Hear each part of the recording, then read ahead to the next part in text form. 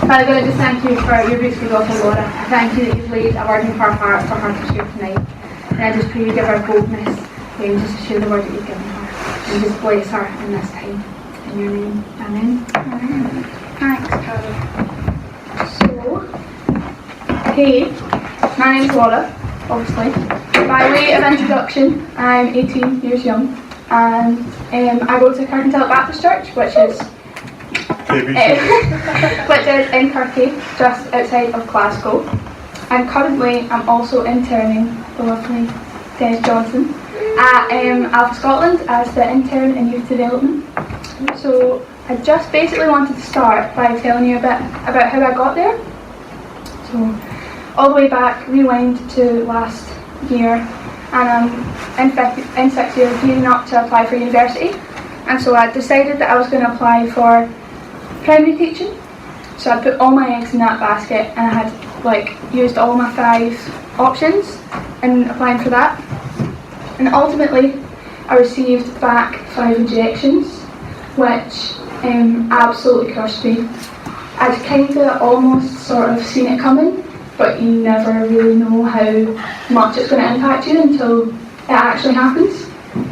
So I was completely gutted, and I took a long time to sort of wrestle with the fact that I wasn't going to get to go to uni with all my friends, and that I was going to have to find something else to do, because I was literally, that was all I had, and it was just gone. So it was quite a long, difficult, sort of confusing start to 2017 and then on into summer. So then fast forward to Soul Survivor, the Soul Survivor that's just been. And some of you might know that Soul Survivor equals exam results. So I'm at Soul Survivor and get my exam results.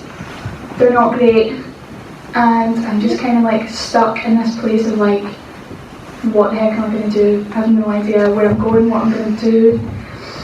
And so I sat in the main session, and just sat in this massive tent with loads of other people. And Miriam Swallowfield's on the stage, and she's talking about how she had heard a few people saying that they had went up to her and said that they were kind of in a similar situation to me. So she decided that she was going to run this seminar for people who had got their exam results and didn't really know what to do with them. And so a few of my youth leaders were like, if you don't go to that, we're going to be so angry. So I was went to this seminar, and there's loads of people there, and I just sat at this little table, and this girl sits next to me, and she tells me how she's gotten into uni, and that she's doing neuroscience or something. And I was here, what? So then Miriam kind of gets up and she's like, okay, there's kind of a mixed bag in the room. So she splits the room into all these people over here who are going to uni, and then this group over here who don't know what they're doing. So there's 20 people over in this uni group who have all gotten into uni. And then there's 6 of us on this table here who have no idea what they're doing. And I was just the whole time I was sat over here, and I was just I want to be over there. I was just really angry at the fact that I wasn't over there and I wasn't getting to go to uni. And so the whole seminar was just really difficult for me, and I hadn't really tuned into anything that she was saying, because I was just the whole time I was just I really want to be over there. And so the seminar finishes, and me and the youth leader that I'd forced to come with me because I didn't want to go myself, we're walking back to the gazebo, and I just get this really weird new sense. I'd never had it before, but it was God was just speaking directly to me. It wasn't audible, but I knew that I was just in some sort of tune, and I was getting it. And he was just saying to me why have you not been listening? I've been trying to tell you the whole time that I've got something better for you, and you should have just waited on what I had for you. And so I was just kind of okay, walking back, I was okay, big man, you've got it, I'll just wait. I know there's something, I'll just wait for you. And so I get back to the gazebo, and our youth leader's kind of having a chat with our youth group, so I'm just waiting. And then Des comes up to me afterwards, and he's right, we really need to have this chat. And the whole week at Soul Survivor, Des had been we need to catch up, we need to have a chat, and I was cool, yeah, whatever. And then we hadn't got around to it until that moment. And Des was right, we really need to have this chat, and I was pure, fine, whatever, cool. In the worst mood ever, I was just okay, whatever. And and Des basically was just like, why don't you come with me and we can intern with me at Alpha? And it was so weird, I kid you not. Like, this wave of just peace, like from head to toe. It was just like a, and I was just like, that's it. And I just knew it, and it was like amazing. I've never had anything like that before. And so I just wanted to talk about like not running away from God. And you know, it's like a really real thing for me. Like, I'm not stood here perfect, not all, whatever. It's really real for me, and me and God are just like on this journey together. And I just kind of wanted to share with you guys like what He's taught me so far. So enough about me. Now we're going to talk about our old pal Jonah. So Jonah, basically one day, Jonah's just like this average dude. And basically one day, God is just like, right, Jonah, I want you to go to Nineveh, and I want you to tell the people of Nineveh about me, because they've been like taken over by this wickedness. And so you need to go. You need to tell them about me. And Jonah's just a bit like, don't really know if I want to do that, God. And so Jonah just runs as far and as fast as he can in the opposite direction from Nineveh, and he jumps on this boat that's headed to Tarshish. When he's on this boat, God sends like this massive crazy storm and these crazy waves. And the other guys on the boat are just like getting absolutely battered, and they're like, right, this is it, like you need to get down, you need to pray to your gods, like we need to figure out how to fix this. And they start like throwing their cargo overboard. Meanwhile, Jonah's like down below deck, absolutely conked out, he's fast asleep, no idea. And the guys go down and they're like, mate, like we're gonna die, like you need to get a grip, like you need to pray to your God and ask him how we're gonna get out of this. And so the waves just like keep getting worse and worse. And Jonah's just like, right, it's my fault, just like throw me overboard. And the guys are a bit like, we can't really just like chuck you overboard into this massive storm. So they're like, we'll just try and row back to land. So they're just getting battered by these waves, and there's like no way that they're getting over them. And Jonah's just like, guys, like it's my fault, we'll just chuck me over. And so they throw Jonah overboard, and Jonah's just like getting pelted by these waves. And he just like, there's this massive fish, God just sends this massive fish, and he just swallows Jonah. And Jonah spends 3 days and 3 nights in the belly of this massive fish, with absolutely no choice but to go back to God. And Jonah just like spends a bit of time in prayer with God, and God's like, right, okay, and commands the fish to spew Jonah back up. So Jonah's like vomited back onto dry land, and he just kind of like picks himself up, dusts himself off, and off he goes to Nineveh, and he shares God's words with the people of Nineveh. And I know like that's the most heard story ever, and it's a story that I've grown up with, and probably a few of you guys have grown up with as well. And it's like one of the most famous Bible stories ever. And therefore I think sometimes we often overlook its significance and its ability to speak into our lives. And I was preparing a small talk quite similar to this, very small, nothing like this, back at our home church, and I was just reading over Jonah, and I was just like, wow, this is amazing. I just felt like this real comfort, and it was crazy again. But yeah, I was just like hit with this, like, whoa, like I am Jonah. I was Jonah in that situation. I was Jonah, and I was just like, okay, God, like I'm just gonna do what I want to do. You can stay over here. I'll just like pursue my life. You can just be in the corner, but I'll just like do what I want. And I couldn't see, like, why couldn't I see that while I was trying to run away and pursue everything that I wanted, God was like, but I have this for you, and it's amazing. I just wanted to do all the things that I wanted to do, and I was just like, oh. But yeah, he just had something more amazing for me than I could have ever anticipated. And you know, like while I was running from God, or trying to hide, or trying to like put things over him, it sucked. It was rubbish. And in that place where I was, I just felt really far away from God and really lost, and I didn't really know what I was doing, and it was horrible. Like literally, I've never felt so stressed out and so scared in my whole life. But when God like when God's plan for my year prevailed, I just was like wow, like it was amazing. And it felt like an actual sigh of relief for my whole body, but I think it felt like a sigh of relief from both sides. It felt like God was like, oh, finally, you see it, you're there, you know what I want for you to do.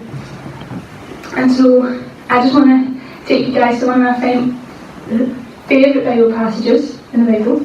So if anyone has a Bible in any capacity, phones, whatever, I would love for you to read along with me. So if you want to jump to Luke 15 verses 3 to 7. I'm just going to read it for you. Then Jesus told them this parable. Suppose one of you has 100 sheep and loses one of them.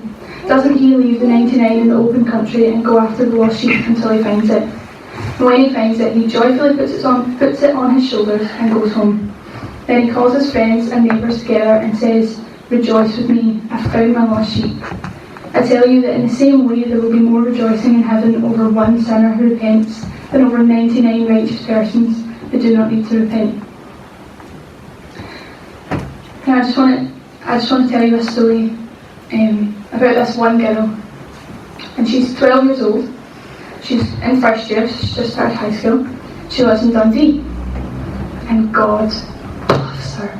Like, loves her so much. So much. And she's his precious daughter. And she is beautiful in his eyes. Like the most amazing creation. He made every single bit of her. And he just loves every detail so much. But she doesn't see it. All she can see is this darkness and the names that she's been called for years, and the neglect and the hurt, and all she can see is this darkness. And she's completely lost in this crippling, overwhelming darkness. And she doesn't know how amazing and how precious and how loved she is. And so you see, one day everything just gets a bit too much, a bit too overwhelming, and a bit too dark. And she takes her own life, and she kills herself. She's 12. She was that one. She was the lost sheep, but she just didn't know that he was looking for her, that he was trying to find her, that he was trying to bring her back. And I don't know about you guys, when I heard that story, I was just heartbroken, like devastated, proper heartbroken. And it made me think, what if someone had told her? What if she knew that he was trying to look for her? You know, God can use any one of us in this room to change people's lives, to save someone's life. And God has the most amazing plans for every single one of us. And although I stand here, I have absolutely no idea what I'm doing from 6 months from now, or even next week. I don't even know what I'm doing. But that's okay, because I stand here knowing wholeheartedly that if I walk hand in hand with God, not trying to run away, or not trying to hide from Him, or not trying to avoid Him, if I walk hand in hand with our God, He's going to take me to the most amazing places, and to see the most amazing things, and to meet the most amazing people. And I just can't wait. I just can't wait for that. And so I just kind of wanted to hand absolutely everything over to God, and to just like ask Him to come in the room, and to just be with us and rest in us, and we can just like stay in His presence.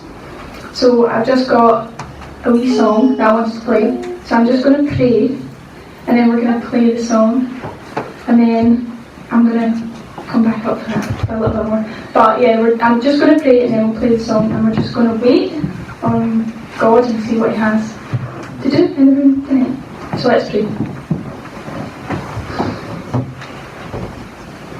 Jesus our Father, we thank You for loving us. And And we thank you that in your eyes we are your precious children. And we thank you for what you've already done and will continue to do in our lives. I thank you for every single person in this room just now, and I ask, God, that you would just set their hearts alight and that you would fan the flame in their hearts as we wait for you, as we rest in you, and as we stand in awe of you, God.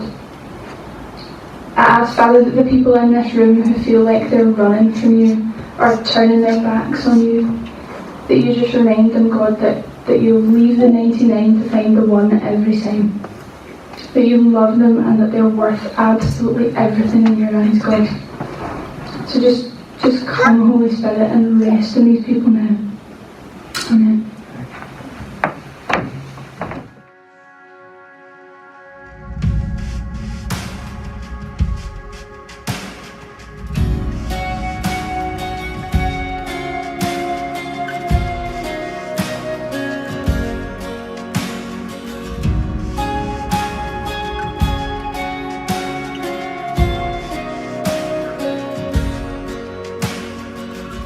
Before I spoke a word, you were singing over me. You have been so, so good to me. Before I took a breath, you breathed your life in me. You have been so, so kind to me. Oh, the overwhelming, never-ending, reckless love of God. Oh, it chases me down, fights till I'm found, leaves the 99. I couldn't earn it, and I don't deserve it. Still you give yourself away. Oh, the overwhelming, never-ending, reckless love of God. Yeah.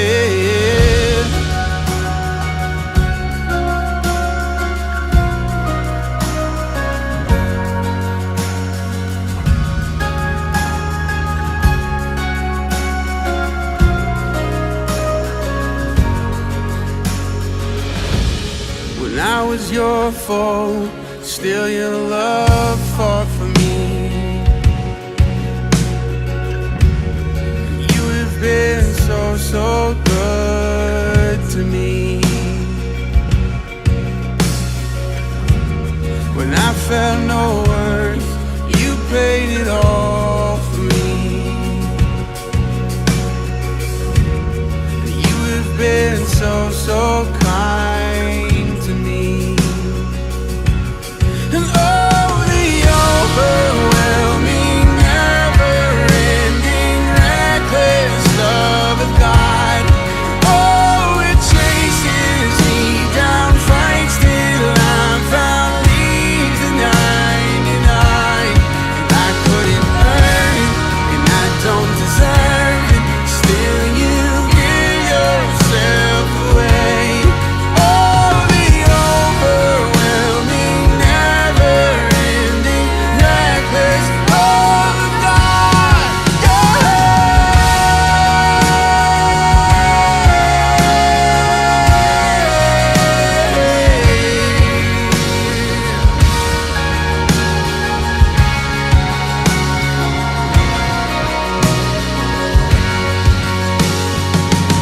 There's no shadow you won't light up, mountain you won't climb up, coming after me. There's no wall you won't kick down, lie you won't tear down, coming after me. There's no shadow you won't light up, mountain you won't climb up, coming after me. There's no wall you won't kick down, lie you won't tear down, coming after me. There's no shadow you won't light up, mountain you won't climb up, coming after me. There's no wall you won't kick down, lie you won't tear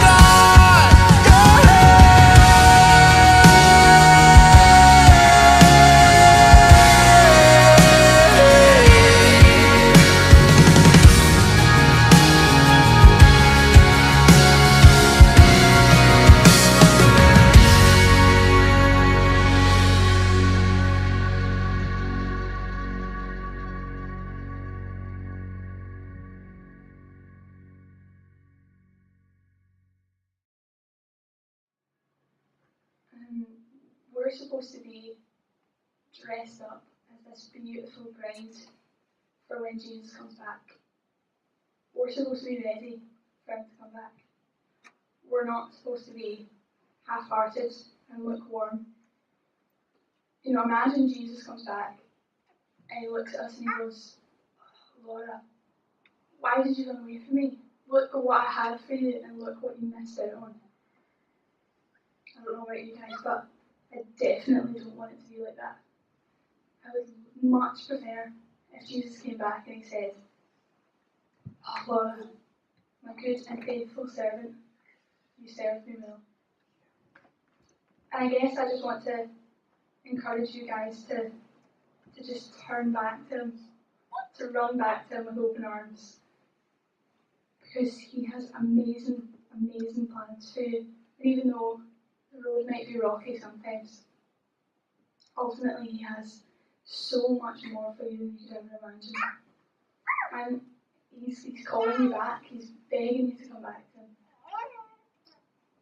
And so, if there's anyone here who would appreciate any prayer for anything at all, I'll be hanging about, and I know that there's loads of people here who would just love to pray with you, or pray for you, so just please seek out some prayer.